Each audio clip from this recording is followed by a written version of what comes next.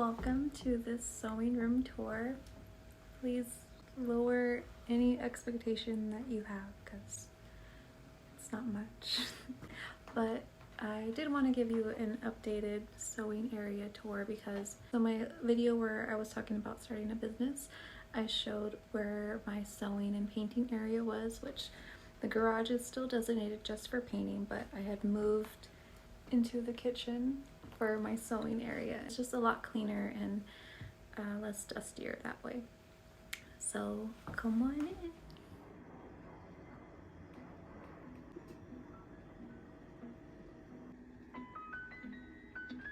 So I'm not a gamer, but I love the gamer girl aesthetic. The lights, the pink, the plushies everywhere. This is for a computer mat, but I thought it would be perfect for my sewing machine. So it does protect the table, so I could justify it that way. But I had, of course, had to get one that lights up and it has different features. I could change the colors. This is my sewing machine. Started like a sticker addiction, and I've decorated it with a lot of stickers that I love and creators that I really enjoy and that have inspired me, so I like to keep them close. So right next to my sewing machine is this beauty. It's actually my grandmother's.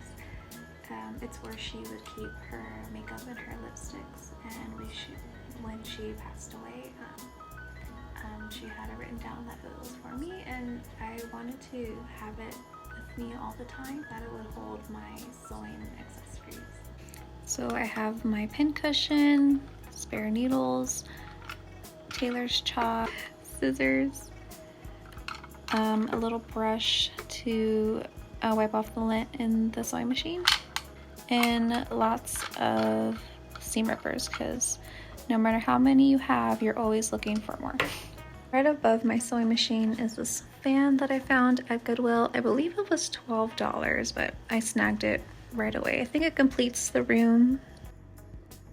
This calendar has been really helpful. I bought it at Five Below, and I love it because I could plan out my schedule of my projects or my clients' skirts and their due dates.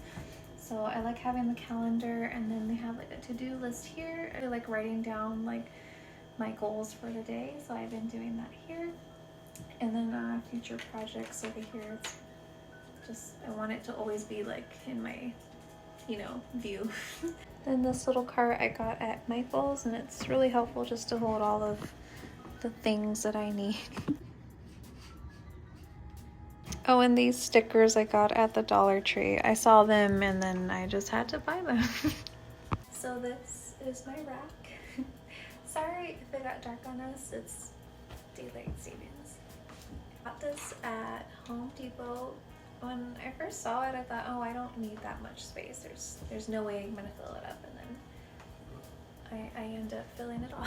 So I keep my thread here, and then just everything that I would need to work. So I have my personal and for my business fabric, and I like to keep the business fabric in bags because I'm in the kitchen. I know there's like smells or anything that could be flying in the air from the food. I want the fabric to be protected, so that fabric is in a plastic bag, and it's not like aesthetically pleasing. I do want to have like a different way of storing it. I was thinking maybe some tote bags, so for right now that's how I have. So we're gonna go by tiers. So up here I have my business fabric, and then in these bags I really need to get rid of them. They're just fabric scraps, and I don't want to throw it away, so I'm just keeping it up there until I find a project for them. And then down here I have my thread. I got this for Christmas one year. It's a little sewing machine jukebox. It's cute. Imperials, they've always been my friends over there. These are my measuring tapes that I have for sale on my Etsy shop. This is more fabric. This little home sewing is easy booklet was given to me by Spedora on Instagram. She's an incredible seamstress in San Francisco area, I believe, and she was so sweet. I had commented how amazing that booklet is, and she sent it to me. Some more pin cushions. I keep all of my bobbins in here, and then I found this on eBay, but my grandmother used to work for Alfred Burkett, and I found her little ID card.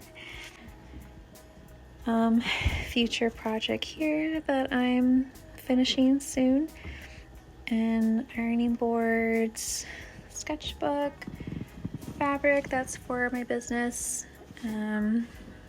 fabric that I don't really have a purpose for right now, and then just personal fabric down there. Oh wait, that's for business. And this little guy holds my measuring tape and rulers, also my little lint roller. Here I have my rinky-dink printer, and on top I just like to make it look vintage, so I threw a little handkerchief on there. And this is super cute. I found it in Texas. It's a little pin money piggy bank. There's actually some monies in there. I don't want to open it until next year to see how much I get. And then I got this from my boyfriend. He knows that I love Spy Family, and I just like to have little Anya there. It's so cute. If you haven't watched it, it's a really good show. This is a salt shaker. Any little sewing doodads I love. Oh, and it's like a secret little poster over there. So that's it. That's my sewing area, and I know it's not much, but I really wanted to document this area because in 2023 we're going to renovate the den that's been neglected in our home, and that's going to be my sewing space, and I get to bring my Big Bertha wheel out from the garage into the room, so I won't be moving into the house. Just really wanted to document this place so I could look back on it, and hopefully it could be a reminder of a humble beginnings. My plans for next year is to create more on YouTube, and I'm using YouTube to hold me accountable to create more personal projects along with my business. I just want to create more. I feel like I could be doing more with my time. I really want to create more and be more organized and kind of reach all different platforms. I've been posting more on TikTok and Instagram, but YouTube is my kryptonite. Yeah, so I promise the videos will get better, and I'm so sorry that the audio is crap, and you probably think, what's that humming noise? And it's the refrigerator. And I'm so sorry. I'm sure that's incredibly annoying, and I didn't really notice it until now. What I have planned for this channel is, of course, create more vintage sewing tutorials, go to car shows.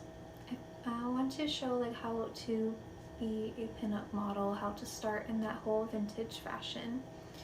And I feel like it could be intimidating, especially if you don't know anyone in the scene, or you just don't really know how to get started. And I want to, you know, be a helpful voice and show you how I started, and hopefully it can help you as well. So thinking some vlog style videos of some vintage areas here in the Los Angeles area, because I'm quite the homebody, and I'd like to see a lot of like the historic Los Angeles areas, you know, as well. Lots of great things to come, and please subscribe if you'd like to join the fun. Okay, all right, thank you guys for watching, and I hope you have an amazing day. Bye.